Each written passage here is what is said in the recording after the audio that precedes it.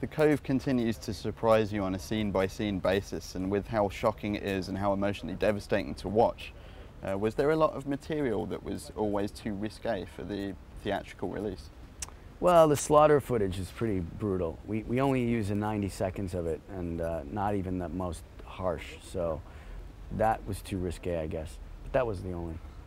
But we have other older footage, archival, that we had originally put in that was too much, from the 80s.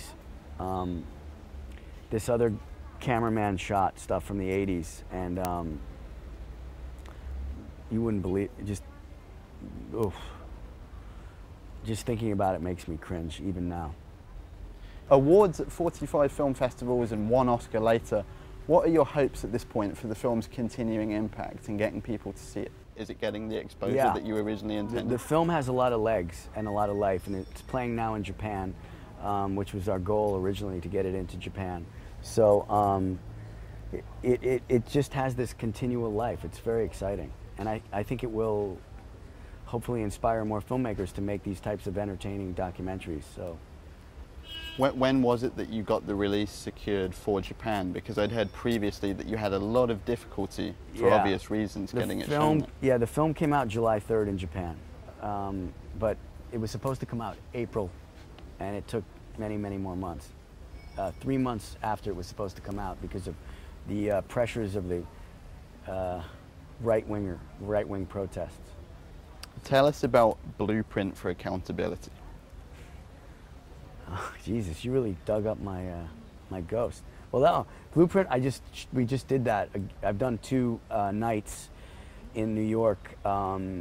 Basically, an evening of a panel. The first panel had Rachel Maddow, who's become kind of the voice of the left in the United States, and General Ricardo Sanchez, who was the general during the Abu Ghraib scandal, and I had actors like Liev Schreiber and Matt Dillon and Juliana Margulies, Mariska Hargitay, James Spader, and they acted scenes that were relevant to the fact that we basically are using torture as a form of, we're still using torture in the United States, even though we're not supposed to with habeas corpus and the Geneva Conventions.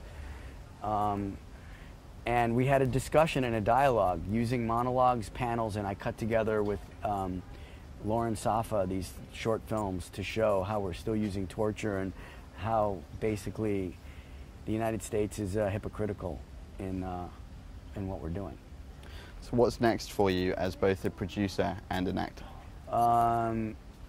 Well, I'm directing John Leguizamo's show on Broadway called Ghetto Clown. And then as an actor, doing a scene with Katherine Heigl, and